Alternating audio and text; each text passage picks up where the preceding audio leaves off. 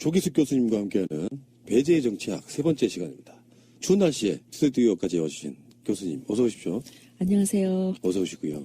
반갑습니다. 교수님 귀엽다, 섹시하다 이런 팬심들이 엄청 작동하는 제가 그거를 댓글로 많이 봤습니다. 아, 그래요? 저는 못 받고 트윗으로만 이제 주시는데 네. 뭐 목소리에서 박하향이 난다. 사실 너무 감사드리는 게 제가 하여튼 과학으로 얘기를 하고 유머 감각도 없고 굉장히 진지조잖아요. 그 진지함이 유머예요. 제가 그렇게 그래서 느꼈어요. 저는 그냥 유머가 없으니까 이런 컨셉으로 가야겠다 그러는데 네. 이제 사람들은 굉장히 딱딱하고 과학적인 얘기를 하는데 너무 눈물이 나고 감동을 받았다. 이래서 제가 더 눈물이 났어요. 그래서 참 다행이다. 근데 제가 원래 좀 따뜻한 사람이거든요. 그래서 그래 보이세요. 네, 알아봐 주셔서 감사합니다. 어느 분 댓글이 전 제일 좋았습니다. 기숙이 누나 이뻐. 근데 요즘 어쨌든 SNS에도 핫한 이슈고 좀 몰고 다니시죠. 또 광장에서도 또 이 얘기가 많이 돌아요. 그래서 어쨌든 메인스트림에서는 다루지 않지만 어쨌든 굉장히 지금 핫한 이슈입니다. 자, 그러면은요, 그 부분에 대해서 일단 뭐 아시는 분은 다 아시는 이야기인데 살짝만 말씀을 드리면은 고발뉴스 이상호 기자의 참여정부 때 삼성 특검에 관련해가지고 그 미림 엑스파일 사건이었죠. 원래 그것은.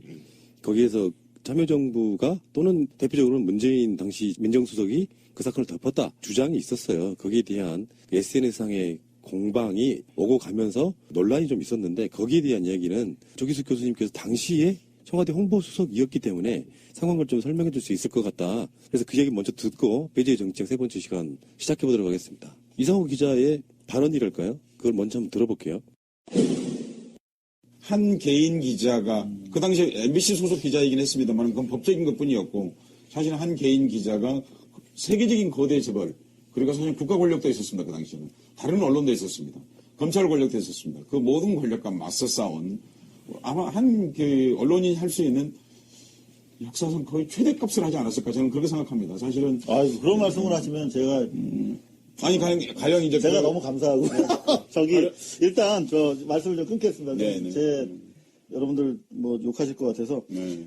일단 사실 제가 제일 힘들었던 것은 그 회사 내부와 뭐 청와대 사실 뭐 저도 참여정부를 최초에 지지해서 노무현이라고 하는 인물을 알리고 노무현 정권 마지막까지 이른바 기자실 폐쇄하자고 할 때 모든 기자가 반대할 때 저 유일하게 국정 TV인가 나가서 지지했던 사람이에요. 국정홍보 TV요. 국정홍보 KTV가 나가가지고 뭐 기자실 없애는 문제에 대해서도 제가 인터뷰를 하고 그랬어요. 동의하는 차원에서. 네네. 그런데 유일하게 제가 고통받았던 문제, 참여정부에서 삼성 엑스파일 보도를 막았던 문제, 그리고 당시 한나라당과 민주당이 특검을 요구했단 말이에요. 네. 특검을 요구했는데 당시에 민정수석께서 막으셨어요. 특검. 당시에 막았던 특검. 특별검찰이라는 뜻이 요새 여러분이 많이 듣고 계시죠. 그렇죠. 네. 네. 검찰만의 공신력을 믿을 수 없을지도 모르니 새롭게 정치적으로 완전한 중립 상태, 형식적으로는 적어도 중립적 상태에 있는 국가 권력을 대신하는 검찰을 통해서 수사하도록 만들어내는 것이 특검이라는 거죠. 근데 사실 저로서는 이 얘기를 하기가 대단히 고통스러운데 그때 저는 특검을 간절히 바랬습니다. 저는 목숨을 걸고 보도를 했고 삼성 엑스파일 보도까지만 제 인생의 플랜이 있었어요. 그 이후는 삶을 어떻게 살아갈 것인가에 대한 살 것인가 말 것인가에 대한 플랜조차 없었어요. 근데 바로 그 며칠 뒤에 노무현 대통령께서 이거는 뇌물보다는 도청이 더 중요한 문제라고 생각한다고 말씀하시면서 수사 기류가 좀 바뀌었고 이걸 받아가지고 황교안 당시 서울지검 2차장이 도청 쪽으로 몰아갔고 결국은 수사를 하지 않았죠. 그래서 한나라당과 민주당 쪽에서 오히려 특검을 요구했을 때 아직 시기상조다라며 검찰 수사를 지켜보자고 하신 분이 당시 문재인 민정수석이셨어요. 저는 문재인 수석님 지금도 인격적으로 너무 좋아하고 여러분들과 함께 팬입니다. 그런데 팩트는 분명히 우리가 알고 있어야 향후 대선 과정에서 다가올 재벌 해체, 재벌 개혁 문제에 대해서 우리가 촛불 민심이 제대로 반영될 수 있지 않을까라는 차원에서 저도 이 발언하기가 아프지만 당시에 특검을 시기상조라고 막았던 문재인 현재 우리 후보께서 어떤 생각을 지금 가지고 계신지 꼭 좀 여러 차례 여쭤봤는데 답변을 못 들었거든요. 다시 한번 꼭 듣고 싶고 그때 자초된 특검이 12년 만에 다시 살아나서 삼성의 심장을 타격하고 있는 거죠. 네, 그렇습니다. 먼저 제가 드리고 싶은 말씀이 하나 있어요. 저는 세가 나른다를 진행하면서요, 지금까지 대한 언론이라든지 팟캐스트라든지 한 번도 비판해 본 적이 없습니다. 이게 어떤 의미를 갖고 있는 거냐면은 일종의 약자들끼리의 연대, 가치관적으로 마음이 들지 않더라도 비판보다는 서로를 격려해주자. 그래야 우리가 뭉쳐서 이길 수 있다라는 기본 방침을 갖고 활동했다는 말씀을 드리고요. 그리고 예를 들어서 이상호 기자 같은 정말 사회를 열심히 뛰신 분들이 이런 일들로 인해서 노고, 고쳐, 이루어 놓은 것들이 훼손되지 않기를 저는 바라는 마음이 일단 간절하다. 그런 말씀 드리고 시작을 해보겠습니다. 저도 그 말씀에 동의하는 게 우리가 지금 진보 진영이 분열하는 이유 중에 가장 큰 게 사람과 일을 구분하지 못해요. 그러니까 사람으로서의 이상호는 늘 권력에 맞서 정의를 추구했던 그런 용감하고 또 거리에서 정말 힘들게 고생을 마다하지 않은 그 이상호는 변함이 없다. 다만 요 특검 관련 발언에 대해서는 생각을 달리한다. 저는 이렇게 좀 이해해 주셨으면 좋겠어요. 그래서 물론 뭐 이걸로 인해서 후원을 그동안 끊는다든지 뭐 하는 분들은 그건 개인의 자유지만 저는 또 하나는 뭐냐면 사실 한 가지 발언이 또 그 사람의 많은 걸 말해줄 수가 있어요. 결정적으로. 그래서 이상호 기자가 이 부분에 대해서 자기가 발언에 오류가 있다고 생각하면 선선히 인정하고 그 부분은 내가 좀 미흡했다거나 뭔가 해명이 있으면 저는 그동안 후원했던 분들이 완전히 등을 돌리진 않으리라고 봐요. 그러니까 저도 늘 인간 총량 평가제를 하자 제가 주장을 하듯이 한 사람의 이 한 가지 발언에 대한 뭐 실수나 뭐 하여튼 어떤 의도인지 모르지만 하여튼 그 잘못된 것에 대해서 그 사람의 전부라고 보진 않는다. 그래서 일과 사람을 좀 구분하자 하는 말씀을 먼저 드리고 싶어요. 자, 그렇다면은 그 이상호 기자나 그 서희선 교수의 영상에서 결정적으로 틀린 점이 무엇이에요? 그 이야기부터 하시는 것이 맞겠죠? 그러니까 이상호 기자는 이제 뭐라고 얘기를 했냐면은 그 당시 기사를 보고 한 얘기다. 그리고 그 당시 기사가 전부 다 그래서 제가 그 당시 기사를 어떻게 믿냐. 조중동 한경호가 다 왜곡을 했는데 나는 기사를 보고 말했다는 건 믿기가 어렵다. 내가 청와대에서 경험한 건 당신이 완전히 잘못 알고 있다라고 했더니 어쨌든 여러 개 기사가 그러니까 보라고 그랬더니 아니나 다를까 제목을 왜곡한 기사만 링크를 해놨어요. 근데 이제 그 제목이 대표적으로 두 개인데 기사의 경우는 그러니까 김용철 씨 인터뷰 이런 거 말고요. SBS 기사였는데 문재인 민정수석 선 조사 후 특검 검토 이렇게 돼 있어요. 근데 이 특검도 내가 맡겠다가 아니라 특검은 기본적으로 국회에서 하는 거예요. 그러니까 그건 얼마든지 미진하면 국회에서 해라. 그러나 특검을 기다리려면 2, 3개월 걸리니까 먼저 검찰에서 조사를 시작하겠다 하는 거였고요. 그러니까 요거는 뭐 틀린 건 아니지만은 그 인터뷰 전체 맥락과는 조금 동떨어져 있는 제목이다라는 거고 그다음에 이제 또 하나의 기사가 국민일보에 청와대 특검은 빛 좋은 개살구 이런 발언을 한 건 맞아요. 맞는데 그 전체 인터뷰가 머니투데이에 나와 있더라고요. 이 박재범 기자가 굉장히 좀 훌륭한 기자입니다. 이 머니투데이는 사실 별로 우리가 뭐 쳐주지 않는 언론이고 그야말로 기업 옹호하는 언론이지만 제가 기억하기도 박재범 기자가 상당히 자질이 좋은 인성이 좋은 기자였는데 그 기자는 전면 인터뷰를 해놨어요. 그러면 거기에 어떤 맥락에서 빛 좋은 개살구가 나오냐면 지금 특검을 할래도 여야 삿바 싸움 해야 되니까 한 3개월 걸린다.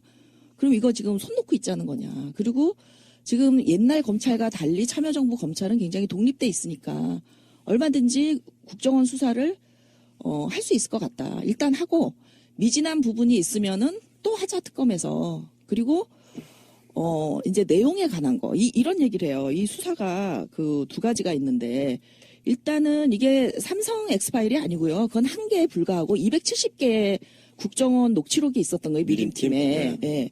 그래서 첫 번째는 이게 국가 권력에 의한 불법 도청이기 때문에 이것에 대한 수사가 있고 그거는 검찰이 못할 이유가 없다. 그다음에 이제 두 번째로는 내용에 대한 수사, 이제 뇌물이라든지 무슨 뭐 정치 자금이라든지 뭐 그 검찰의 떡값이라든지 이런 것들은 지금 이게 공소시효 문제가 있고 또 그 독소독가 이론이라 그래가지고 불법으로 얻은 증거는 법정에서 증거 효력이 없어요. 그러니까 이거 뭐 특별법 같은 걸로 좀 풀어야 이게 해결이 되지 않겠냐 이런 그 두 가지 얘기를 합니다. 그러니까 만일에 이상호 기자가 정말 그 진실에 투철한 기자라면 저한테는 전화로 그랬어요. 당시 언론에 다 그렇게 나왔다. 어떻게 모든 언론이 다 왜곡을 할 수가 있냐 했는데 이상호 기자가 링크를 해놓은 것은 제목과 내용도 다른 제목을 완전히 왜곡한 기사 2개를 링크를 했고 실제 이제 특친들이 저에게 막 전해준 그 기사들을 보면 전 인터뷰가 그대로 나와 있는 걸 보면 오히려 문재인은 특검을 지지할 뿐만 아니라 다만 특검이 시간이 걸리니까 먼저 시작하자 하는 거고 미진하면 특검 또 하자. 그건 국회에서 할 일이니까. 심지어 특별법으로 내용까지 공개하는 거를 검토할 필요가 있다. 이런 얘기를 해요. 근데 어디서 도대체 문재인이 이거를 막았다라는 아이디어를 얻으셨는지 제가 이해가 안 되는 거죠. 왜냐면 저희는 수석보좌관 회의 때 그때는 수석보좌관 회의 때가 아니라 이게 이머전시니까 담당 수석들을 다 올라오라 그랬어요. 대통령님 그 회의실로. 저희가 불려갔죠. 그 자리에서 대통령이 하신 말씀이 이거는 그 정부가 막으려고 해서 막아질 수 있는 게 아니다. 이거는 국민들의 요구에 응답을 해야 된다. 그래서 첫째, 홍석현 주미대사 물러나야 된다. 그 다음에 둘째, 그 녹취록을 어쨌든지 내용도 수사해야 된다. 근데 지금 국회에서 특검법이 합의가 안 됩니다. 그러니까 열린우리당은 특별법을 만들어서 위원회에서 내용을 다 보고 사생활 같은 거 다 빼고 그리고 이제 공적인 것만 수사를 하자 하는 입장이었고 민노당은 특검에게 이걸 맡기자 하는 입장이었는데 노 대통령이 뭐라 그러셨냐면 깔 수 있는 방법 까세요. 그러면 키를 누가 가지고 있느냐. 민노당이 가지고 있다. 그럼 민노당 안 따르세요. 이렇게 말씀을 하셨어요. 제가 알고 있는 사실과 너무 다른 얘기라서 그 이상호 기자에게 우리 모르는 사이 아니고 또 내가 이상호 기자를 응원한다는 걸 이상호 기자도 알고 있어요. 그러니까 우리 만나서 한번 얘기해보자. 어디서 오해가 생겼는지. 저는 정말 이게 오해라고 생각했는데 막상 제가 토론을 신청했는데 전혀 답이 없더니 이제 전화로 와서 그때 당시 기사에 다 똑같이 나와 있으니까 어떻게 모든 기사가 왜곡일 수가 있느냐. 보고 얘기해라. 그래서 봤더니 이거는 완전히 그 이상호 기자가 준 기사에도 그런 내용이 없어요. 오해의 소지가 있지. 뭐 빛 좋은 개살구란 말을 했기 때문에. 근데 이제 이게 나온 배경을 제가 좀 이따가 설명을 드릴 텐데 당시 한나라당이 걸핏하면 들고 나왔던 게 특검이에요. 그러니까 대통령 취임하자마자부터 대북송금 특검부터 그 대선 자금, 뭐 참모 비리, 뭐 횡담도, 유전 모든 특검법을 들고 나와서 그때 사실 특검을 거의 해마다 몇 개씩 했을 거예요. 그 자료도 있어. 각 특검의 예산이 보통 50억씩 뭐 작으면 35억, 50억 뭐 이렇게 쓰이거든요. 그런데 이 특검이 한계가 있는 거예요. 그러니까 인원도 굉장히 작고 검찰 조직에 비해서 그다음에 기한도 정해져 있어요. 그리고 의제도 정해져 있어요. 그거 아니면 딱 못하게 돼 있어요. 그러니까 이제 야당은 특검 만능이었고 청와대에 있는 사람들 입장으로선 그동안 특검이 밝혀낸 게 뭐 있냐. 오히려 독립적인 검찰이 훨씬 일하기 좋지. 이런 생각이 있었기 때문에 그런 용어를 빛 좋은 개살구란 용어를 썼지만 사실 인터뷰 내용을 전체적으로 보면은 특검 더 나아가서 특별법까지 하자는 주장을 하고 있기 때문에 이상호 기자가 어디서 그런 아이디어를 얻었는지 저는 이해하기가 어렵다. 그러면 저도 이제 이 인터뷰를 하기 전에 나름 고민을 해본 지점인데요. 일단 사회적 통념 이런 거 있잖아요. 예를 들어서 그 참여정부 때 삼성과 유착 관계가 있었다더라. 그리고 이런 거 있잖아요. 그게 사실 국회에서 해야 될 일인지 검찰이 해야 될 일인지도 잘 서로 인지가 안 된 상태에서 미림 X파일이 덮였다라고 하면 그건 노무현 정부가 덮은 거야라고 하는 일상적인 어떤 통념들이 시간이 지나면서 고착화된 어떤 이미지가 된 거 아닙니까? 그런 건데요. 그게 저는 이제 제왕적 대통령 프레임이라고 생각하는데 최동욱 교수라는 분이 조중동과 이 한경의 제왕적 대통령 프레임을 어떻게 바라보는지 연구한 논문이 있어요. 거기에 보면 똑같다. 그러니까 이 노무현 때문이라는 이 친노 왕따 프레임이 저는 거기서 만들어졌다고 보는데 노무현 대통령은 사실 그 정부 운영을 거의 선진국 수준으로 했다. 매우 투명하게 했고 법과 절차에 따라서 그리고 이제 위원회를 통해서 민심과 시민단체 의견까지 다 수렴해가면서 아주 민주적으로 했는데 이제 기존의 언론이 굉장히 그 독재 국가의 불투명하고 권력을 오남용하던 대통령 개념을 가지고 심지어 사법부의 재판까지도 사실 이상호 기자가 뭐 목숨을 걸고 싸워가지고 뭐 이런 판결을 자기만 유죄받았다 이러는데 2013년에 그 형이 확정됩니다. 감옥 보낸 건 아니고요. 이제 6개월 징역에다가 그 1년 그 집행유예를 선고받는데 이상호 기자만 받는 게 아니라 이제 노회찬 의원하고 월간 조선에서 이제 그 편집장하고 이렇게 셋이 받습니다. 그래서 이게 그 첫 재판 결과가 나오는 것도 2009년이거든요. 1심 나오는 게. 그래서 어떻게 보면 참여정부 때 좀 눈치를 봐서 이렇게 재판을 끌은 게 아닌가 하는 느낌도 있고요. 그래서 사실 보이지 않는 영향력은 미칠지 몰라요. 왜냐하면 재판 결과도 이제 상당히 판사에 따라서도 다르지만 이제 어떤 정부냐에 따라서도 좀 달라지잖아요. 그러니까 그런 영향을 미칠 수 있을지 몰라도 지금 참여정부가 삼성의 그때 당시 그 엑스파일 관련해서 면죄부를 줬다, 수사를 제대로 못했다 하는 거는 정말 저는 망상에서 나왔다라고 생각하는데 뭐냐면 이 독재 제왕적 대통령 프레임 망상에서 나왔다고 봐요. 그러니까 노무현이 모든 걸 다 해야 된다 하는 거죠. 그러니까 그거는 뭐냐면 지금 박근혜가 왜 탄핵당했어요? 대법원 사찰하고 그렇죠? 검찰 장악하고 이래서 지금 탄핵당한 건데 노무현한테 너 왜 박근혜처럼 안 했니? 지금 이렇게 주장하는 거예요. 이게 말이 된다고 생각하세요? 상식적으로? 근데 일단은 지금 이거에서 쟁점이 두 가지는 좀 짚어야 될 것 같아요. 하나는 이상호 기자가 한 이야기가 빛 좋은 개살구 이런 식으로 이를테면 문재인 당시 민정수석이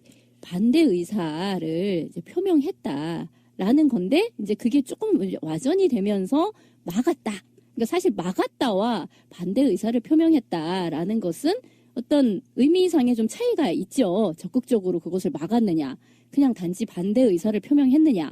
이거는 이제 큰 갭이 있는 거니까 이제 그런 문제가 하나 있고 또 하나는 이제 계속 참여정부에서는 검찰은 독립되어 있었기 때문에 수사에 대해서는 검찰이 어떻게 수사를 했다. 이를테면 공소시효 때문에 과거 정부의 것은 뭐 다 공소시효 때문에 이제 아닌 걸로 뭐 무죄 이런 식으로 혐의 없음 이런 식으로 했던 그런 검찰의 수사는 다 검찰이 그냥 알아서 한 것이지 당시에 법무부 장관이었던 천정배라든가 민정수석이었던 문재인하고는 아무런 관련이 없이 그냥 독립된 검찰이 한 일인데 그것을 왜 전체적으로 당시에 참여정부가 뭘 어쨌다, 특별히 문재인이 뭘 어쨌다라고 이야기하는 것은 지금 안 맞다 이런 말씀이신 건가요? 그렇죠. 우선 반대 의사를 한 것도 아니고요.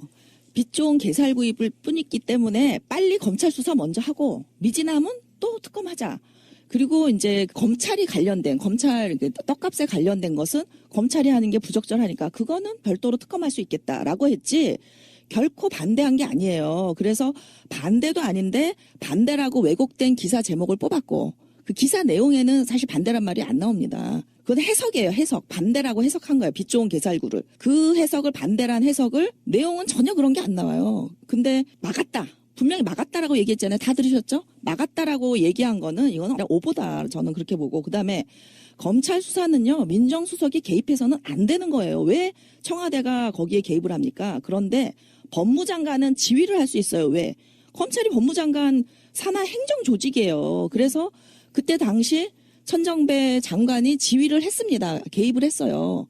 했는데 그 공소시효가 지난 떡값과 그다음에 그 도청, 불법 도청의 것이 증거 능력이 있느냐 하는 것은 이건 헌법위원회 문제예요. 김기춘 법무장관 부산에서 그 도청 사건이 있고 난 다음에 초원복집 사건 이후에 법을 만들었기 때문에 이게 불법 도청이 안 되는 거예요. 그러니까 천정배 법무장관도 그때 검찰 수사를 지휘하려고 했으나 검찰총장하고 굉장히 세게 맞부딪혔고 결국은 법의 한계를 벗어나지 못한 거예요. 그러니까 지난번에도 제가 이 20세기 좌파랑 21세기 진보의 차이를 얘기했는데 20세기 좌파는 기본적으로 엘리티즘이에요. 그러니까 뭐냐면 국가가 권력을 가지고 위에서부터 아래로 깔아뭉개면 할 수 있다. 또 하나의 독재예요.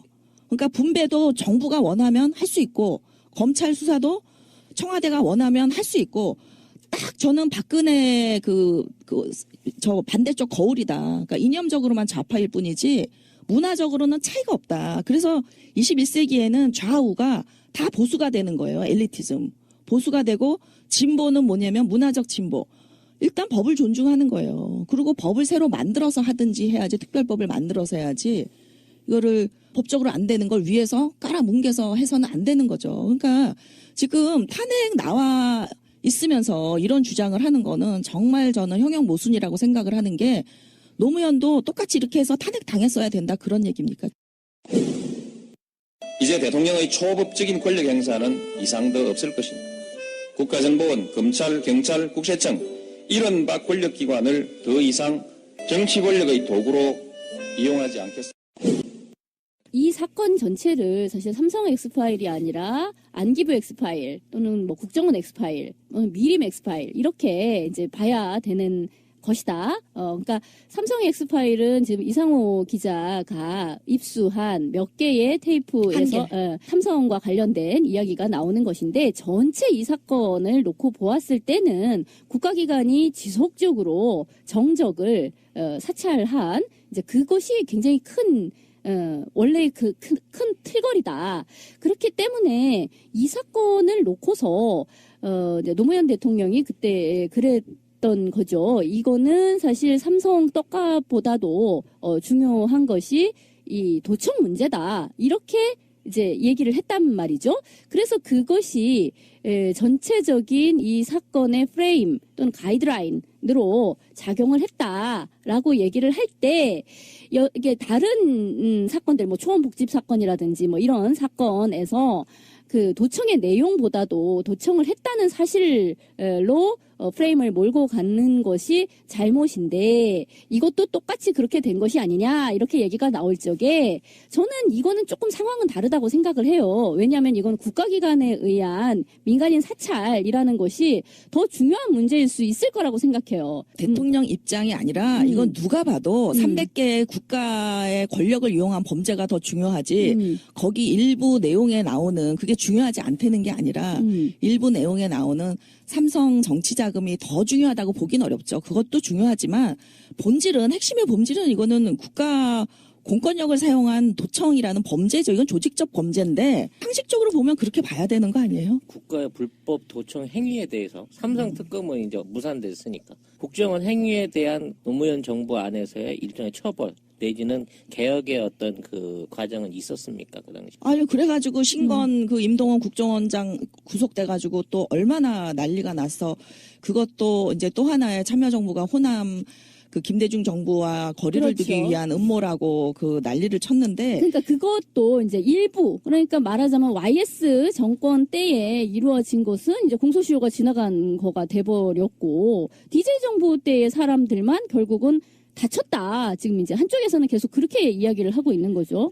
그 YS 정권은 사실은 그 김덕 그 안기부 장관 저도 이거는 뭐 청와대에서 있을 때 안 사실은 아니고 최근에 이제 뭐 여기저기 팟캐스트를 듣다 보니까 이 문제 관련해서 알게 된 건데 김덕 그 안기부장이 들어왔던 이유는 그 김덕이 정치학자입니다. 제가 잘 아는 교수인데 이거를 지금 개혁하기 위해서 안기부를 개혁하기 위해서 들어왔고 그때 미림팀을 없앴다는 거예요. 네, 없앴는데 다시 생긴 게 없앴는데 이제 장관의 인지하에 생긴 게 아니라 이제 다시 몰래 밑에 있는 사람들끼리 그렇지 재발을 했었기 때문에 공소시효 문제가 있었는지 저는 정확히 모르겠어요. 그런데 어쨌든 김대중 정부에서만 처벌을 받았던 건 맞죠. 그런데 그 김대중 정부의 국정원장이 처벌받을 때 이제 어떤 일이 있었냐면은 대통령이 그때 식사를 전혀 못 하셨어요. 그러니까 민정수석이 보고를 했죠. 국정원장으로부터 이제 보고를 받아가지고 대통령에게 보고를 했는데 우리도 깜짝 놀랐죠. 김대중 정부에서까지 있었다. 그리고 이제 국정원장이 그거를 인지를 하고 있었기 때문에 처벌을 받았겠죠. 그런데 이거를 좀 어떻게 내가 공개적으로 이거는 지나간 일이니까 앞으로가 더 중요하니까 처벌하지 말자라고 검찰에다 얘기를 해볼까? 그러면은 이제 검찰 독립은 거짓말이라고 난리가 날 거다. 이제 참모들이 반대했어요. 그러면 민정수석이 검찰총장이랑 법무장관 통해가지고 좀 얘기를 하면 어떨까?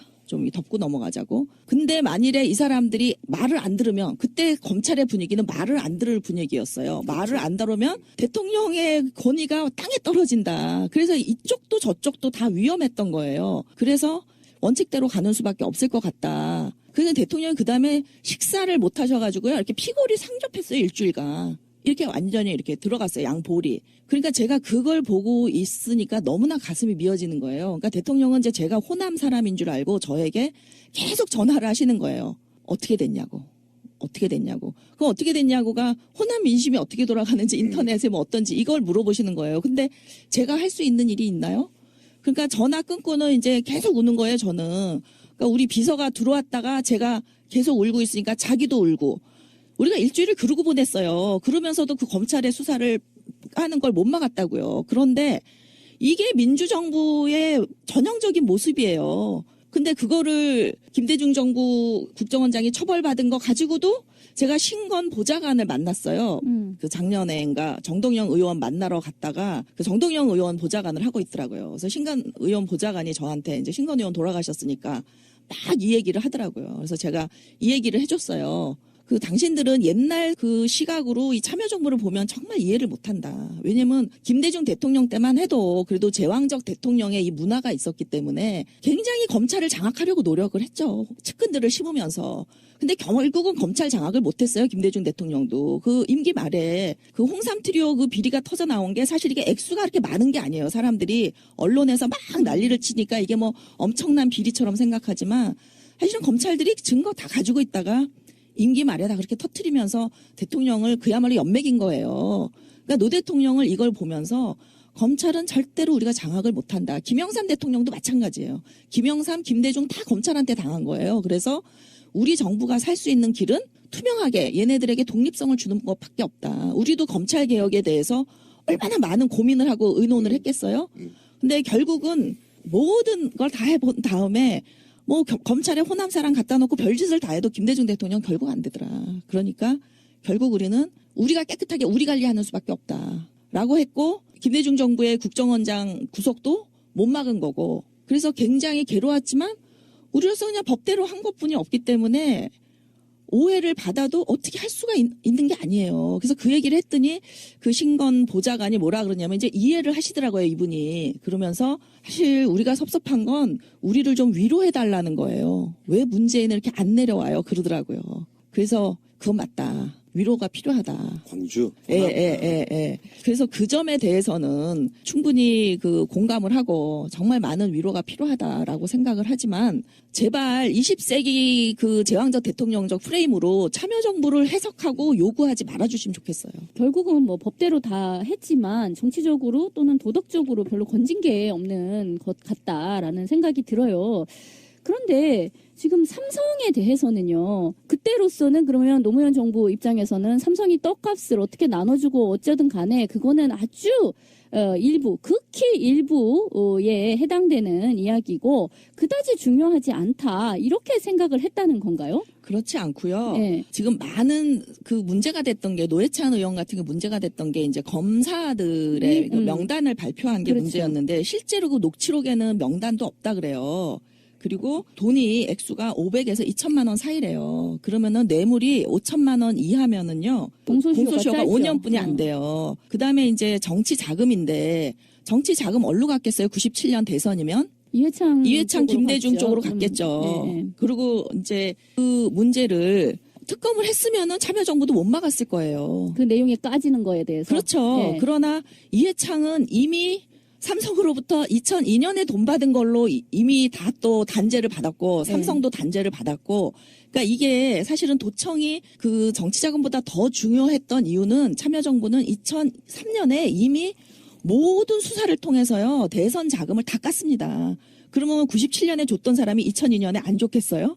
그러니까 이미 처벌을 다 받았고 제도를 다 만들었고 더 이상 정치자금 그 재벌가의 유착은 없어졌기 때문에 그 분야의 개혁은 다 했다고 생각하는 거예요. 그러니까 본질이 국가의 권력에 의한 도청이라고 봤던 이유도 정치자금은 이미 한번 회오리를 다 2003년에 쓸고 갔잖아요. 그러니까 덜 중요하다는 게 아니라 그러면 속마음으로는 그런 게 있었을지도 모르죠. 이걸로 또 이희창 씨는 이미 공소시효가 지났고 김대중 대통령은 대통령이기 때문에 공소시효가 남아 있으니까 이거 해봤자 김대중 대통령만 다치는 게 아닐까 하는 생각이 저는 민주당에도 있었다고 봐요. 그러니까 왜 특검이 될 것처럼 야사당이 하다가 안 됐느냐에는 여야의 이해관계가 맞아 들어간 게 있지 않냐. 이거는 참여정부가 개입할 수 있는 게 아니다라는 말씀을 드리고 싶어요. 실제로 이상호 기자의 어떤 그 뜻도요. 결국 정권 교체를 그냥 하면 안 되고 질 좋은 정권 교체를 위해서는 과거의 잘못을 되풀이하면 안 된다. 그런 취지로 시작했을 거라고 저는 봐요. 그 발언의 시작 자체는. 그렇죠. 근데 그게 이제 오해도 있었을 것 같고 팩트가 틀린 점도 있었을 것 같고 그런 점들이 저는 이 극단적으로 싸우시는 분들께 한번 말씀드리고 하나 싶어요. 예를 들어서 문재인 대표 지지자들이나 이재명 시장 지지자들에게 하는 말이 아니에요. 저쪽 작업 세력들에게 굉장히 좋은 먹잇감일 수 있다는 생각을 한번 드려보고 싶어요. 이제 요 발언 뒤에 서혜성 씨가 이번에 투표할 때 후보를 찍을 때 이 재벌개혁에 대한 생각을 보고 찍어라 이 말을 연달아서 해요. 그래서 오해받을 발언을 한 것은 분명히 있고 그래서 그걸로 오해하는 사람들에게 비록 오해받을 만한 점은 있지만 이렇게 말씀해 주셨으면 좋겠어요. 왜냐하면 얼토당토하게 오해하는 것처럼 몰고 가면 또 분하잖아요. 그 사람들은. 그렇죠. 그러니까 예. 근데 저는 거기에다 덧붙여서 가령 문재인 지금 이제 후보 분이 나야말로 재벌 개혁에 대한 진정한 의지가 있다. 그리고 과거에 그 사람들이 얘기하는 것은 오해와 오패가 있고 실제로 나는 그렇지 않고 재벌 개혁 그때도 재벌 개혁에 대한 미진했던 부분이 마음에 걸린 바도 있었지만 어쨌든 나는 이제는 정말 재벌 개혁을 하려고 한다. 삼성을 개혁하고 싶다. 이 얘기를 하면 되는 거 아니에요? 그러면 그게 나를 찍어주세요가 되는 거 아니겠어요? 저는 그 점에 대해서 좀 생각이 달라요. 왜 다르냐면은 저는 지난 대선도 재벌 개혁이란 말을 하지 말라고 캠프에 계속 조언을 했습니다. 왜요? 공정한 시장 경제 하면 되고 법과 원칙에 따라 처리하면 되지 왜 재벌 개혁이란 말을 꼭 해야 돼요? 그러니까 참여정부 때 재벌 개혁 충분히 했어요. 충분히 했는데 참여정부 때 있었던 많은 규제안들이 물론 시대에 따라서 이게 갑자기 세계화 때문에 정부가 힘을 못 미치는 부분이 있어요. 세계 경제에는. 국경을 넘나들면서 정부의 힘이 못 미치는 부분이 있지만 국내에서 할 수 있는 재벌 개혁은 할 만한 건 다 했다. 했는데 재벌 개혁을 못했다 참여정부가 라는 사람들에게 저는 뭘 못했는지를 구체적으로 얘기를 했으면 좋겠어요. 마타도어 말고 구호 말고 뭐 참여정부 이름을 지어줬다 이런 말도 안 되는 소리 말고 좀 제대로 어떤 정책을 어떻게 했으면 좋았을 텐데 못했다. 그러면 저는 문재인이 그거 받아들일 수 있다고 봐요. 그런데 제가 이제 다음 2017년 대선 전략에 대해서도 말씀을 드리겠지만 저는 2012년에 문재인이 안 될 거라고 유일하게 예측했던 사람이에요. 왜 그랬냐. 너무 좌파로 갔어요. 구좌파로. 그러니까 제가 얘기했지만 이 신자파 국민들은요. 경제에 가난한 좌우를 따지지 않아요. 그냥 실용적이면 돼. 그리고 글로벌 경제에서 우리 국가가 우리 기업들이 더 경쟁력이 있는 걸 원하지. 무조건 재벌 개혁이 꼭 해답이다라고 생각지 않아요. 근데 지금은 재벌 개혁이 왜 해답이냐면은 재벌이 지금 타락했으니까. 정권과 유착해가지고 별짓을 다 하고 있으니까. 그렇지만 참여정부 때 그런 일이 있었으면 예를 들어보시라고요. 그러니까 마치 지금의 최순실 게이트에서 나타나는 삼성의 문제가 참여정부에서 잉태된 것처럼 말하시는 분들 정말 어이가 없어요. 김용철 변호사가 네. 이야기한 거는 이제 네. 뭐 돈을 돌린 아주 구체적인 이야기들이 있잖아요. 뭐 어디 금고에서 쇼핑백에 담아서 그리고 이제 이용철 그 사람이 자기가 받았던 돈을 그렇게 사진으로 공개한 바도 있고 어쨌든 또는 참여정부 때의 어떤 인적 구성 뭐 진대재, 홍석현, 이현호 이런 사람들이 아주 좋은 어떤 참여정부 내에서 삼성 출신의 사람들이 좋은 대접을 받았던 인적 구성의 문제라든지 홍석현을 주미대사로 발탁하게 된 건 그 진보 언론 시민단체에서 중앙을 좀 분리해달라는 요청에 의해서 받아들여진 거예요. 그 보수들은 진보를 지배할 때 디바이드 앤 룰이 기본이에요. 그래서 지금 친노와 호남을 분열시키는 것도 다 보수들의 책략에 지금 놀아나는 거 아닙니까? 그런데 진보야말로 보수를 좀 갈라놔야 돼요. 왜냐하면 너무나 거대하게 그들은 그 연합을 하고 있기 때문에 정경련도 해체해야 되고 정말 조중동도 중앙일보 하나 떼어서 조동으로 묶어주고 더 나쁜 문화일보 갖다 조동문 이렇게 묶어주고 그렇게 디바이드앤 룰을 해야 되는데 마침 진보적인 시민단체에서 중앙일보를 좀 떼어줬으면 좋겠다. 또 중앙일보 회장이었던 그 홍석현 회장이 또 마침 주미대사에 관심도 있고 해서 임명을 한 건데 그러면 삼성은 사기업이에요. 사기업 사람을 참여정부에 데려가면 안 되는 겁니까? 그 가장 뛰어난 인재가 많이 아니요, 있다는 그런 건 기업인데 아닌데 삼성의 사람이 몇 명인데 그 3명 임명했다고 이게 삼성 정부가 돼요?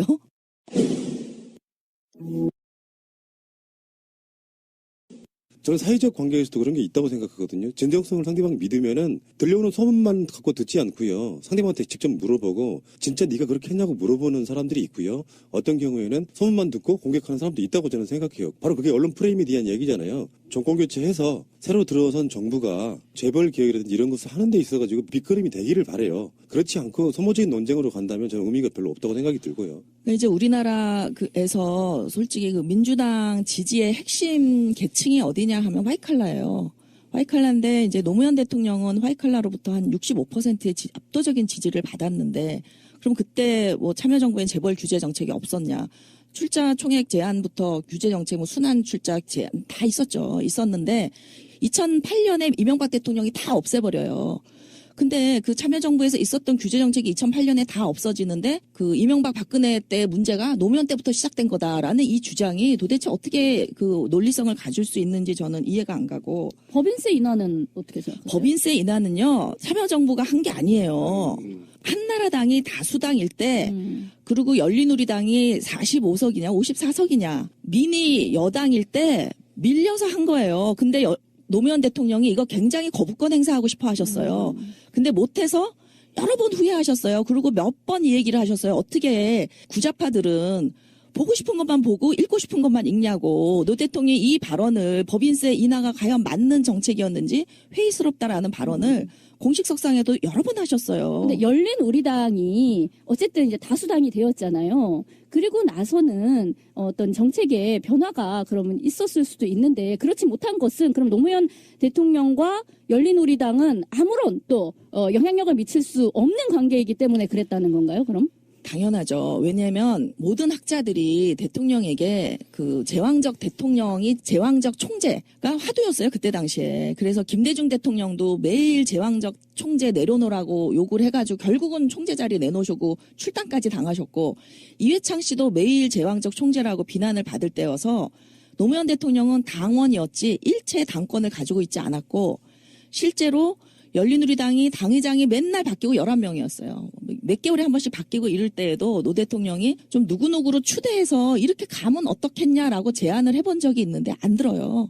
그리고 더 대표적인 건 뭐냐면은 그때 당시 이제 그 종부세를 왜 종부세를 들고 나왔냐면 사실 그 노무현 정부에서 부동산 값이 제일 많이 올랐다고 난리를 치지만 사실은 노무현 정부는 김대중 정부 때 부동산 정책을 물려받은 거예요. 그러니까 IMF 때 너무나 부동산이 죽어 있으니까 김대중 대통령이 부동산을 활성화시키기 위해서 임대 사업자에 대한 특혜를 이렇게 세제 혜택을 주는 5채까지 임대 사업을 할 수 있는 그런 법을 통과시켜 놨기 때문에 사실은 부동산이 침체돼 있다가 이제 경기가 세계 경기가 살아나고 이제 참여정부에서 또 경기가 하여튼 그 재벌 개혁을 어쨌든 했고 부정 돈을 막았으니까 경기가 살아나면서 이게 부동산 값이 치솟게 되니까 이제 종부세를 통과시키는데 열린우리당 다수당인 국회에 가서 폐기됩니다. 통과를 못 시켜요. 그래서 대통령이 너무나 분해하면서 다시 법안을 만들어서 그 다음 회기에 또 보내요.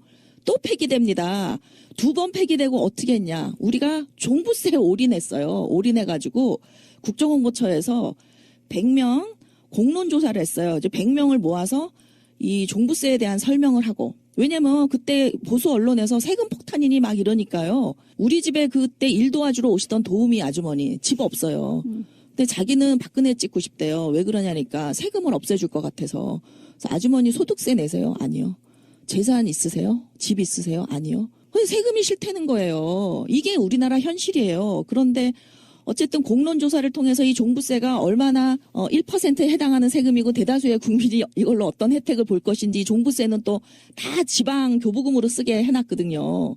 그래서 그렇게 공론조사를 통해서 겨우 종부세가 만들어지면서 국회에 가서 통과돼요. 그동안 얼마나 국회 로비를 했는지 몰라요. 이게 민주주의예요. 20세기 그 김대중 대통령 때까지의 제왕적 대통령 모델로 정치를 노무현 정부의 정치를 얘기하지 말라니까요. 선진국 시각으로 하세요, 제발. 네. 근데 저도 어쨌든 당시 현장에서 지금처럼 촛불 켜고 싸웠던 사람이 한 사람입니다. 엑스파일 진실 밝혀라. 검찰들과 역학관계, 국정원과 국가 권력으로부터 벗어난 권력들이 대한민국 사상의 최대의 도충 사건이잖아요. 어마어마합니다. 규모가 5,000명이 넘어가요. 그 동원 인력만. 그때 당시 정말 치열하게 전 싸웠어요. 현장에서. 정말 쇠파이프도 들었었거든요. 당시 마지막 쇠파이프였는데 이 사건으로.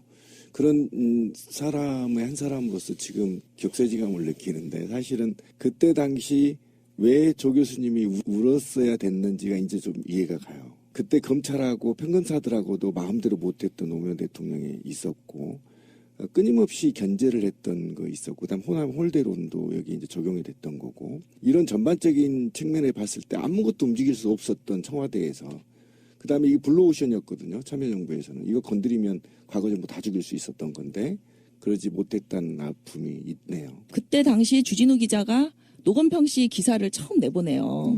임기 초에 그것도. 그랬을 때 문재인 수석한테 전화했더니 너무 고맙다 이랬다는 거예요. 그게 우병우와 그 문재인의 차이예요. 민정이 그렇게 검찰을 장악하고 뭐 비리를 덮고 이런 일을 하는 게 아니에요. 민정수석이. 노무현 정부가 한 엄청난 일들이 제 페이스북에 있으니까 가서 좀 보시고요. 그렇게 그 불법적으로 법을 어기고 헌법을 어겨가면서 할 수 있는 일만 있는 게 아니라 민주주의라는 게요.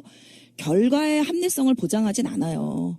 그러니까 민주주의는 우리가 절차의 합리성을 그냥 서로 지키는 약속이지 절차의 합리성을 지켜가면서 정부가 할 수 있는 일들 많이 있었고 그런 일들은 다 했고 성과를 봤으니까요. 그 제 페북을 좀 참조해 주시고 단 정말 이런 미묘한 문제들이 터졌을 때 이게 정말 대통령의 독단으로 이걸 다 파헤칠 수 있느냐 했을 때 기본적으로 법치주의 국가잖아요, 우리나라가.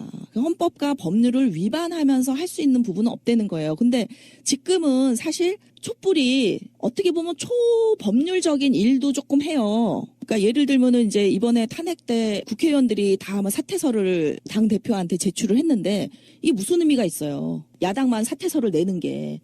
근데 우리가 노리는 거는 정치적인 의미죠. 사퇴를 다 해버리면 여당이 소수당인데 어차피 의사 진행도 안 되잖아요. 그러면은 이러면 총선 다시 하는 거 아니야? 이런 정치적 압박을 주기 위해서 그런 정치적 제스처를 하는 거거든요. 그러니까 법과 헌법을 뛰어넘어서 할 수 있는 것들이 있어요. 예를 들면 이번 촛불 민심 같은 게 사실은 탄핵 재판도 또는 여당 의원도 움직여서 이렇게 됐는데 이제 그때 당시도 예를 들면 국회를 압박해가지고 정말 이런 거대한 여론이 있었다면 저는 국회에서도 새누리당이 아무리 반대해도 다른 당들이 합하면 과반이 넘으니까 저는 특별법이나 특검 통과시킬 수 있었다고 봐요. 그런데 일단 시민들이 별로 관심이 없었고 그러니까 시민사회가 성숙해야지 선진국은요. 법치는 우리랑 선진국이랑 똑같아요. 근데 왜 선진국은 지키고 우리는 안 지키냐? 선진국은 시민사회가 성숙해 있기 때문에 대통령 하나로 되는 게 아니라 시민사회가 지금처럼 이 정도만 성숙해 있으면은 되는 거예요. 그런데 시민사회가 이렇게 성숙해지기까지 누가 기여를 했냐. 저는 단연코 노무현이라고 봐요. 노무현 5년의 그 민주적인 정국 국정 운영의 경험. 그래서 박근혜가 나쁘다는 걸 알게 한 그런 어떤 그 투명하고 정말 선진국다운 국정 운영. 그리고 플러스 노무현 대통령 돌아가심으로써 시민들이 깨어남으로써 지금 이렇게 촛불이 국회도 압박하고 법원도 압박하고 헌재도 압박하는 이게 가능한 거예요. 그러니까 그때 당시도 우리 시민사회가 이렇게 깨어나서 그렇게 했었다면 저는 가능했다고 보고 특검 통과시키는 것도 가능했다고 보는데 결국은 2월에 한나라당이 겉으로는 특검을 통과시킬 것처럼 얘기했지만 그때 최재천 의원의 인터뷰를 보면 전혀 소위원회에 나오지도 않았다는 거 아니에요. 통과시킬 맞아요. 의사가 전혀 없어요. 왜? 뒤통수 친 거죠. 그렇죠. 그때 아니, 한나라당. 그러니까 겉으로 쇼한 거지 할 맞아요. 의사가 전혀 없었고 사실 그 열린우리당 사람들도 좀 부담이 됐겠죠. 이걸로 인해서 또 민주당과 이제 사이가 갈라지지 않겠냐 했을 거고 뭐 민주당도 마찬가지였고 그러니까 이게 노무현 때 어떤 기업에 대한 일제히 그 정치자금 조사와 이런 어떤 그 법의 정비 이런 게 없었다면 그때 또 법도 정비가 됐잖아요. 오세훈법이 통과돼서 이런 게 없었다면 이 문제를 노무현 대통령이 정말 억지로라도 시민사회 교육을 시켜서라도 몰아붙였을지 모르지만 이미 다 지나간 문제라고 보는 거예요. 이거는 어느 정도 됐고 정말 그 과거를 파헤치는 건데 우리가 얻을 수 있다면은 정말 검찰을 치는 건데 그러기에는 액수가 너무 작았다는 거죠. 그럼 막판에 공수처를 던진 거는 어떻게 생각을 하세요? 특검 무용론이 있었어요. 청와대에서는. 이거 특검 맨날 해봤자 정말 그 무슨 비리가 청와대 비리가 있는 것처럼 야당의 공격 빌미만 주지 실질적으로 우리가 이제 국정원도 활용하지 않고 전혀 이 고위공직자 비리를 청와대만 감시하지 다른 이제 의원들이나 뭐 언론이나 이런 비리를 전혀 할 수가 없으니까 공수처가 있어야 되겠다 하니까 그 공수처 얘기를 여론화시키고 싶었던 거죠. 대통령은. 특검보다는 사실 이게 훨씬 더 좋은 거다라는 걸 여론화시키고 싶었던 건데 사실은 그것 때문에 특검이 사실 유야무야 된 거에도 하나의 원인이 됐잖아요. 그 원인이 됐다고 볼 수 없어요. 왜냐하면 국회가 대통령의 말을 눈꼽만치도 안 들었습니다. 그러니까 이게 저는 노무현 대통령이 이런 말을 했어요. 내가 성공하는 걸 자꾸 바라지 마라. 나는 지금 우리 이 환경 분위기에서 실패할 수밖에 없는 대통령이다. 물론 저는 노무현이 실패했다고 생각지 않아요. 조금 더. 그러나 이제 정권 재창출도 할 수 없는 형편이고 예를 들면 10년 민주정권 피로군이 있다. 이거 넘어가게 돼 있다. 그다음에 우리 시민사회가 내가 대통령이 돼 보니 전혀 민주적으로 일을 할 수 있는 그런 역량이 아직 안 돼 있다. 그다음에 열린우리당도 완전히 따로 가고 이러니까 나의 실패를 통해서 국민이 학습을 하는 게 더 중요하다. 그러니까 지금 민주당이 상당히 단합되고 지지도 잘 받고 이러는 게 저는 그동안에 수없는 실패의 경험으로 학습이 됐다고 봐요. 그게 아니면 어떻게 하루아침에 민주당이 이렇게 정당다운 정당이 될 수가 있어요? 다 그 추미애가 잘나서 그런가요? 그게 아니죠. 그동안에 다 과거의 실패를 경험해봐서 거버넌스 구조도 바꾸고 시민들 지지자들도 바뀌고 국회의원들도 바뀌었기 때문에 이렇게 된 거예요. 정권이 바뀌고 나서 민주정부 10년 지나면서 알아서 잘 하겠지. 그리고 사실 지키는 노력을 거의 안 했어요. 그리고 나서 그렇게 무너질 때 저번에 한번 방송으로도 말씀드린 적이 있는데 제일 친한 친구가 노무현 대통령 욕하는 거 보고 충격 먹어가지고 그래서 사실은 트위터 활동은 어떻게 했냐면은 노무현 대통령이 잘못 알려진 부분을 왜곡된 부분을 RT하고 그런 자료 만들어서 이렇게 트위터하고 그런 활동 되게 많이 했었던 기억이 나는데 저는 이런 류의 토론을 별로 안 좋아하는 이유가 하나 있습니다. 진보 쪽 분들은 다양해서 그런지는 모르겠는데 자기가 생각했던 어떤 확실한 믿음을 증명하기 위해서 굉장히 많은 것들을 동원하다 보면 나중에 그게 감정적으로 갈아서서 웃을 만큼 찢어지는 걸 제가 수도 없이 많이 봐왔거든요. 제 생각은 그렇습니다. 지금 박근혜 게이트 국면에서 정권교체가 중요하다면 정권교체라는 것이 생각보다 어려울 수도 있는 측면에서 이 시점에서는 뭐가 중요하고 다음 시점에서는 뭐가 중요한지 그 어떤 타임테이블에 의해서 좀 움직였으면 좋겠다는 생각이 들어요. 너무 급하게 가는 게 아닌가 이런 생각도 좀 드려보고 싶습니다. 한 말씀만 더 드리면 그 노 대통령은 새누리당이 특검하자고 막 공세를 할 때 속마음을 아셨던 거죠. 저 사람들 절대 특검할 마음이 없다. 근데 특검을 하자고 했기 때문에 안 한단 말도 못하니까 그래 그러면은 공수처 하자 이렇게 한 거예요. 그래서 이제 노무현 대통령이 저는 그 당시에 공수처가 될 거라는 생각을 가졌다고 보지 않아요. 근데 노 대통령은 개헌도 마찬가지고 왜 던지냐. 노 대통령은 우리나라 20년, 30년 뒤를 내다보고 기회만 있으면 의제를 던지시는 분이기 때문에 대연정도 마찬가지고요. 그래서 그 손호철 교수도 뭐 삼성 이 엑스파일을 덮기 위해서 대연정을 제안했다 그러는데 대연정은 노무현 대통령이 후보 때부터 국회의원 때부터 꾸준히 했던 얘기고요. 그때가 마침 1년 후에 재보궐선거로 열린우리당 과반수가 깨집니다. 그래서 깨지니까 그러면 이거 다수당에 총리를 줘야 되는 게 아니야? 하는 진지한 마음에서 하신 거고 그때 그게 안 되더라도 다음 정권에서 좀 해달라는 의미로 하신 거기 때문에 저는 다음번 대통령이 누가 되든 지금 뭐 정당들이 과반수 되는 정당이 없잖아요. 결국 저는 대연정은 아니더라도 연정은 하게 될 거라고 보는데 그 연정을 하는 것도 좋지만 저는 이 기회에 대연정 한번 해서 정말 노사 대타협도 한번 하고 정말 과거를 좀 싹 쓸고 가보고 싶은 그런 생각을 대통령이 가졌기 때문에 했지 누가 생각하는 것처럼 뭐 이렇게 덮기 위해서 그러니까 저는 손호철 교수도 진짜 음모론 많이 얘기하시는 분인데 막상 제가 전화해서 당신 증거 있냐 내가 반박문 쓰겠다 그랬더니 얼른 꼬리를 내리시더라고요. 미안하다고. 그러니까 제가 늘 부탁드리는 얘기는 지금 정권교체 앞두고 이런 거 좀 불편하다라고 지금 말씀하시는데 저는 해도 된다고 봐요. 이런 이 측근만 하면 언제 해요. 그 황진미 씨 얘기했듯이 문재인 후보의 재벌 개혁에 대한 청사진과 비전을 확인할 수 있는 좋은 기회다라는 것처럼 저는 할 수 있다고 보는데 문제는 좀 공세 수준에서 하지 말고 마타도처럼 하지 말고 좀 수준 있는 정책을 구체적인 정책을 가져와야 그러니까 문재인이 할 수 있는 게 저 재벌개혁 확실히 하겠습니다 뿐이 더 있어요. 근데 구체적으로 재벌개혁이 뭐야? 다 다르거든요. 후보마다. 그러니까 저는 이제 우리가 담론을 그리고 재벌개혁이라 하면 삼성을 뭐 어떻게 반 죽여놔야 돼요? 재벌 뭐 어떻게 해야지 되는 재벌개혁이야? 그러니까 재벌개혁을 슬로건으로 내세운다면 그 사람이 이제 정책을 강론적인 차원에서 얘기해야죠. 이미 다 나와 있어요. 지난 대선에도 나와 있고 이미 다 나와 있는데 아까 제가 그 얘기하다 말았는데 다음 대선에도 굉장히 중요한 건데 결국은 이 진보 보수는요. 지금 샤이 박근혜 지지자뿐만 아니라 샤이 보수들이 지금 숨어 있으니까 뭐 정권 교체 다 된 것처럼 여러분들 생각하시는데 트럼프를 보십시오. 절대 여론조사 믿지 마세요. 이번 대선.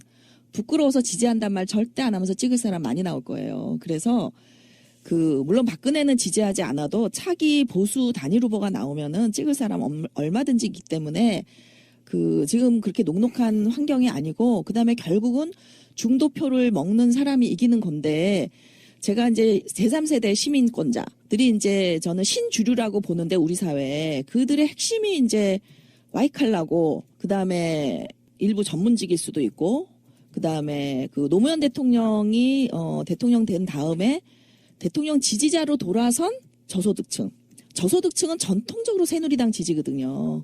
그런데 노무현 대통령 5년 동안 이 지지 기반의 변화가 생겨서 150만에서 250만 원 수입인 가구 소득인 사람들이 사실 이회창 씨 열렬 지지자였어요. 이분들이 노무현 지지자로 돌아섭니다. 그러니까 상당한 학습이 있었다는 거죠. 그래서 한 150부터 250 그다음에 그 이상 고소득자로 갈수록 1000만까지가 민주당 지지자라는 거예요. 근데 더 압도적인 지지자는 고소득이에요. 저소득보다는 사실은. 그랬을 때 표를 누구한테 얻냐 민주당이. 고소득자한테 얻거든요. 그리고 핵심이 화이칼라인데 정책으로 얘기하면 이게 거부감이 없어요. 근데 재벌개혁 이러면요. 진짜 거부감이 생기고 불안함이 생겨요. 그래서 지난 대선에 저는 결정적에서 거기서 패했다고 생각해요. 문재인이 여성하고 화이칼라. 근데 화이칼라가 문재인이 55대 45로 이겼는데 55대 45도 안 돼. 53대 43인가 하여튼 47인가 굉장히 박빙으로 이겼어요. 이건 저는 위험하다라고 봐요. 근데 이번에 재벌개혁 정책이 지난번보다 더 나갔다는 거예요. 저는 이제 아직 안 살펴봐서 모르겠는데 이제 뭐 자유경제원 이런 데서 대담하는 사람들이 그래요. 이게 구좌파들이 문재인을 이렇게 자로 끌어내가지고 정권교체 하나도 도움이 안 된다라고 봐요. 재벌개혁은 정권 잡고 하면 돼요. 법과 원칙에 따라서 시장경제만 잘 세워도 지금 이게 무슨 재벌이냐고요. 뇌물 주고 이런 게 재벌의 문제가 아니잖아요. 부도덕의 문제지.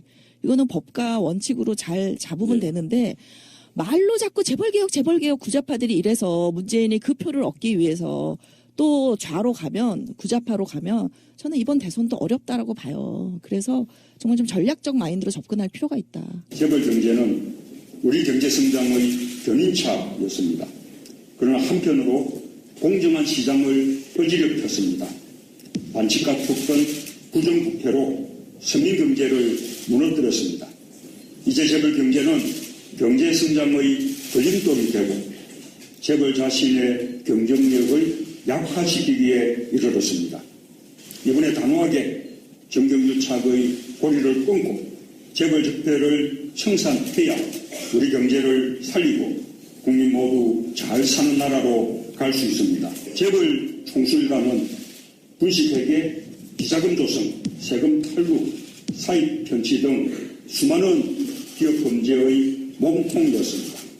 재벌 총수의 불법적이고 불투명한 경영고리를 끊어내고 기업을 건강한 기업 윤리와 투명한 경영으로 재생시킬 수 있는 강력한 법과 제도를 만들고 특히 집행을 엄중하게 하겠습니다.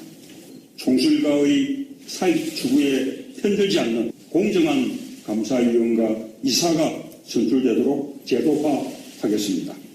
공공부문에 노동자 추천이사제를 도입하고 이를 4대 재벌과 10대 재벌의 순으로 확대하여 노동자가 경영에 참여하는 길을 열겠습니다. 재벌의 중대한 경제범죄에 대해서는 무관용의 원칙을 세우겠습니다. 중대한 반시장 범죄자는 기업 경영에 참여할 수 없게 하여 시장에서 퇴출시키겠습니다. 현행 공정거래법에 의하면 크기가 100배 차이인 1위 삼성과 65위 기업이 동일한 재벌 규제를 받습니다. 10대 재벌에 집중하여 강력한 규제를 도입하고 이를 통해 전체 대기업의 변화를 이끌어내겠습니다. 문익분인 지주회사로 전락하여 오히려 재벌의 문어발 확장의 수단이 되고 3세 승계수단으로 악용되는 것을 막기 위해 지주회사 요건과 규제를 강화하겠습니다. 금융이 재벌의 근거가 되어서는 안 됩니다. 검사물리로 재벌과 금융을 분리시키겠습니다. 재벌들이 골목 상권을 넘보면 안 됩니다. 재벌의 업종 확대를 제한하여 재벌 2세, 3세가 더 이상 서민의 생존권을 얕지 못하게 하겠습니다. 재벌 개혁은 재벌의 기업 활동을 억압하려는 것이 아닙니다. 오히려 총수일가의 사익에서 벗어나 선진국형 기업으로 발전할 수 있는 길입니다. 경제정의와 함께 사회정의를 실현하는 길입니다. 소수 재벌 대기업만이 아니라 중소기업과 골목상권, 가게 등이 함께 성장하는 국민 성장을 이루는 길입니다. 흔들리지 않는 확고한 재벌 개혁으로 경제 교체와 국민 성장을 반드시 이루겠습니다. 감사합니다.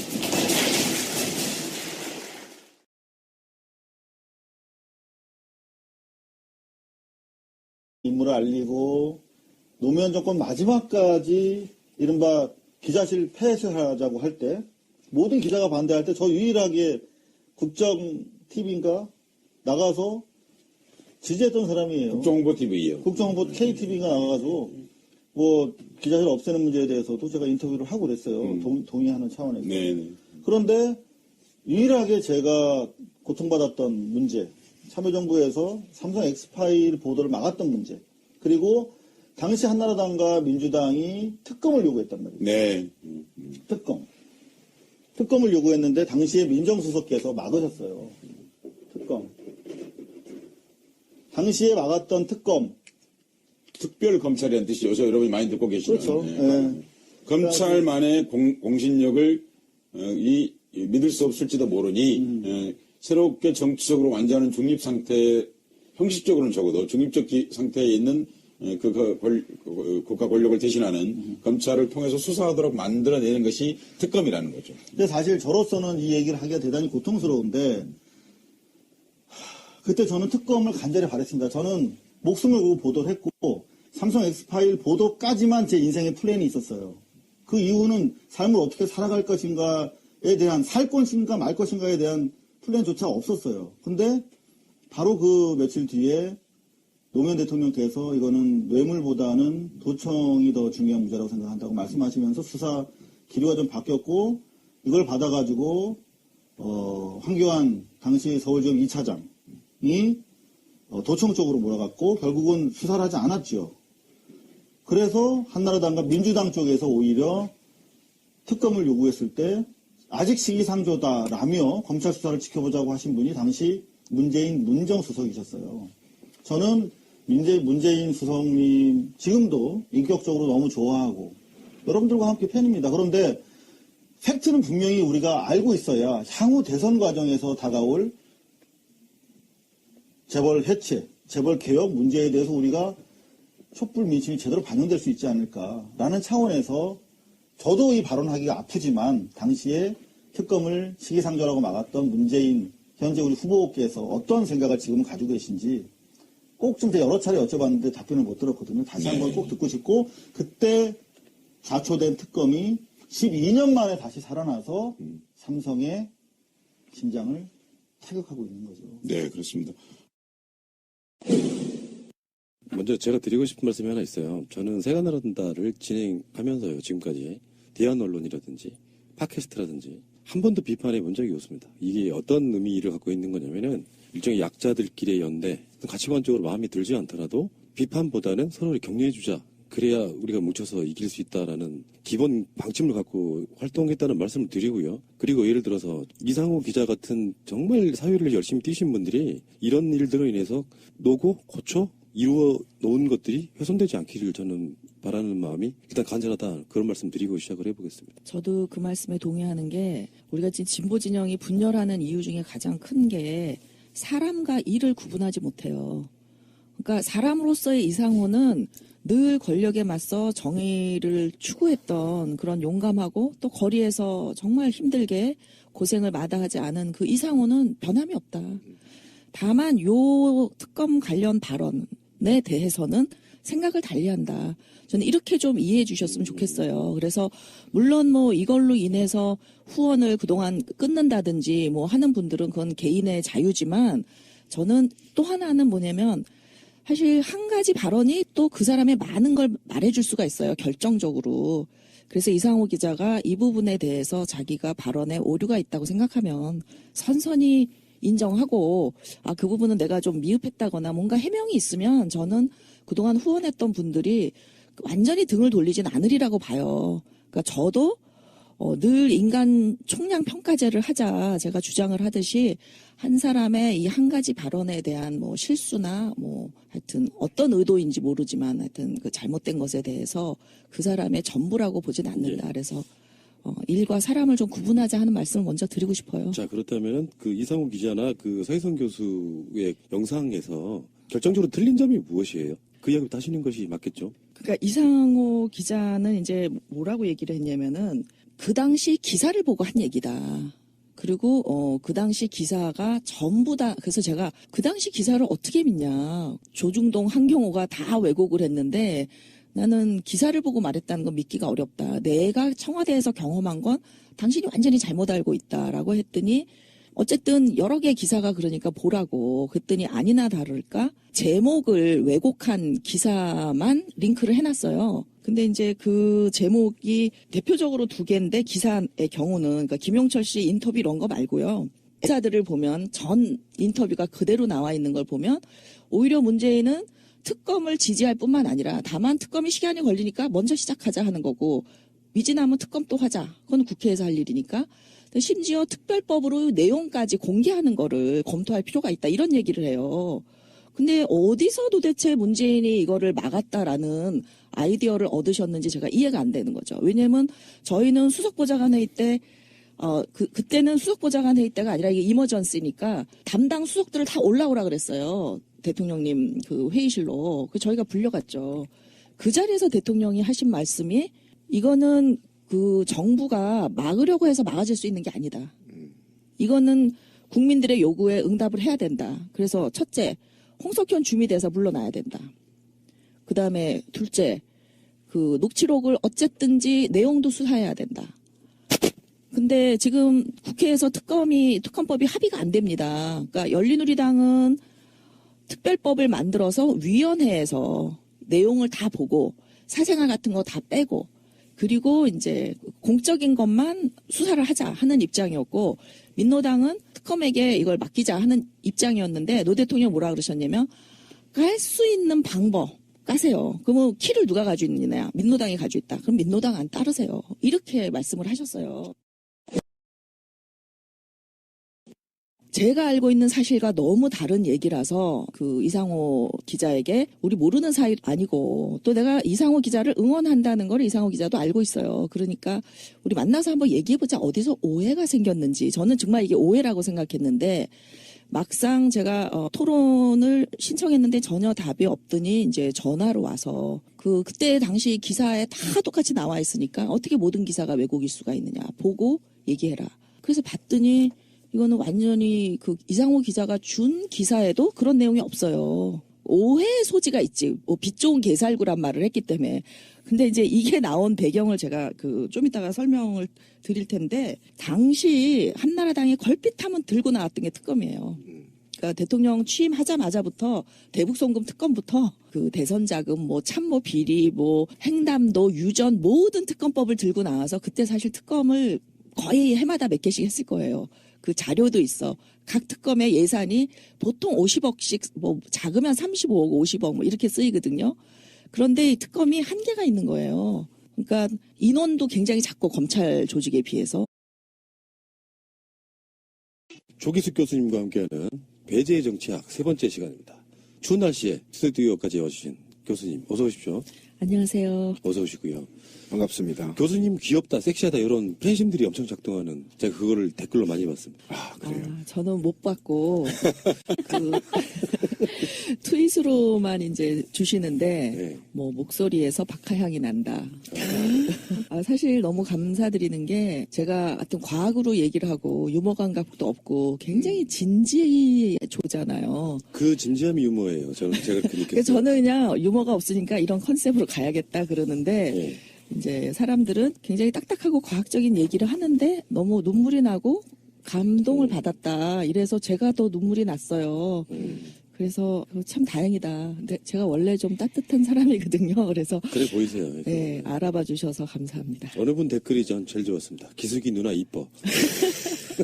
근데 요즘 어쨌든 SNS에서도 핫한 이슈고 좀 몰고 다니시죠. 또 광장에서도 또 이 얘기가 많이 돌아요. 그래서 어쨌든 메인 스트림에서는 다루지 않지만 어쨌든 굉장히 지금 핫한 이슈입니다.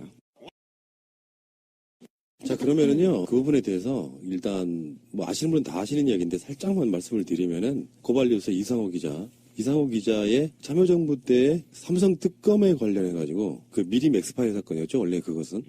거기에서 참여정부가 또는 대표적으로는 문재인 당시 민정수석이 그 사건을 덮었다 주장이 있었어요. 거기에 대한 SNS상의 공방이 오고 가면서 논란이 좀 있었는데 거기에 대한 이야기는 조기숙 교수님께서 당시에 청와대 홍보수석이었기 때문에 상황을 좀 설명해 줄 수 있을 것 같다. 그래서 그 얘기 먼저 듣고 배제의 정책 세 번째 시간 시작해 보도록 하겠습니다. 이상호 기자의 발언이랄까요? 그걸 먼저 한번 들어볼게요. 한 개인 기자가 그 당시에 MBC 소속 기자이긴 했습니다만 그건 법적인 것뿐이었고 사실 한 개인 기자가 세계적인 거대 재벌 그리고 사실 국가 권력도 있었습니다. 그 당시에는 다른 언론도 있었습니다. 검찰 권력도 있었습니다. 그 모든 권력과 맞서 싸운 아마 한 그 언론인이 할 수 있는 역사상 거의 최대값을 하지 않았을까 저는 그렇게 생각합니다. 사실은 그런 말씀을 하시면 제가 아니 가령 이제 제가 너무 감사하고 일단 저 말씀을 좀 끊겠습니다. 네네. 여러분들 뭐 욕하실 것 같아서 네. 일단 사실 제가 제일 힘들었던 것은 그 회사 내부와 뭐 청와대 사실 뭐 저도 참여정부를 최초에 지지해서 노무현이라고 하는 SBS 기사였는데 문재인 민정수석 선 조사 후 특검 검토 이렇게 돼 있어요. 근데 이 특검도 내가 맡겠다가 아니라 특검은 기본적으로 국회에서 하는 거예요. 그러니까 그건 얼마든지 미진하면 국회에서 해라. 그러나 특검을 기다리려면 2, 3개월 걸리니까 먼저 검찰에서 조사를 시작하겠다 하는 거였고요. 그러니까 요거는 뭐 틀린 건 아니지만은 그 인터뷰 전체의 맥락과는 조금 동떨어져 있는 제목이다라는 거고, 그다음에 이제 또 하나의 기사가 국민일보에 청와대 특검은 빛 좋은 개살구 이런 발언을 한 건 맞아요. 맞는데 그 전체 인터뷰가 머니투데이에 나와 있더라고요. 이 박재범 기자가 굉장히 좀 훌륭한 기자입니다. 이 머니투데이는 사실 별로 우리가 뭐 쳐주지 않는 언론이고 그야말로 기업 옹호하는 언론이지만 제가 기억하기도 박재범 기자가 상당히 자질이 좋은 인성이 좋은 기자였는데 그 기자는 전면 인터뷰를 해놨어요. 그러면 거기에 어떤 맥락에서 빛 좋은 개살구가 나오냐면 지금 특검을 할래도 여야 삿바 싸움 해야 되니까 한 3개월 걸린다. 그럼 이거 지금 손 놓고 있자는 거냐. 그리고 지금 옛날 검찰과 달리 참여정부 검찰은 굉장히 독립돼 있으니까 얼마든지 국정원 수사를 할 수 있을 것 같다. 일단 하고 미진한 부분이 있으면은 또 하자 특검에서. 그리고 이제 내용에 관한 거 이런 얘기를 해요. 이 수사가 그 두 가지가 있는데 일단은 이게 삼성 엑스파일이 아니고요. 그건 한 개에 불과하고 270개의 국정원 녹취록이 있었던 거예요. 미림팀에. 네. 그래서 첫 번째는 이게 국가 권력에 의한 불법 도청이기 때문에 이것에 대한 수사가 있고 그거는 검찰이 못할 이유가 없다. 그다음에 이제 두 번째로는 내용에 대한 수사, 이제 뇌물이라든지 무슨 뭐 정치 자금이라든지 뭐 떡검 그 검찰의 떡값이라든지 이런 것들은 지금 이게 공소시효 문제가 있고 또 그 독소독가 이론이라 그래가지고 불법으로 얻은 그 증거는 법정에서 증거 효력이 없어요. 그러니까 이거 뭐 특별법 같은 걸로 좀 풀어야 이게 해결이 되지 않겠냐. 이런 그 두 가지 얘기를 합니다. 그러니까 만일에 이상호 기자가 정말 그 진실에 투철한 기자라면 저한테는 전화로 그랬어요. 당시 언론에 다 그렇게 나왔다. 어떻게 모든 언론이 다 왜곡을 할 수가 있냐 했는데 이상호 기자가 링크를 해놓은 것은 제목과 내용도 다른 제목을 완전히 왜곡한 기사 2개를 링크를 했고 실제 이제 특친들이 저에게 막 전해준 그